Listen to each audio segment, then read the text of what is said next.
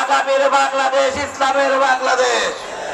কিন্তু এইটাকে কেউ রুদ্ধ করতে চায়, আর কেউ ভয় দেখাতে চায় যে ভোট কেন্দ্রে গেলে ফেরত আসতে দেবে না। আমরা তাদের বলতে চাই, আপনাদের চাইতে একটা বড় শক্তি জামাতে ইসলামীকে বাংলাদেশ থেকে উচ্ছেদ করতে চেয়েছে। পেরেছে নাকি? তারা ঘটি কম্বল দিয়ে বাংলাদেশের মাটি থেকে পালাতে বাধ্য হয়েছে। আগামীতে যারা এই দেশ থেকে ইসলামকে নির্মূল করতে চায়, যারা এই দেশ থেকে ইসলামী শক্তিকে ধ্বংস করতে চায়, তারাও বাংলাদেশ থেকে নির্মূল হবে।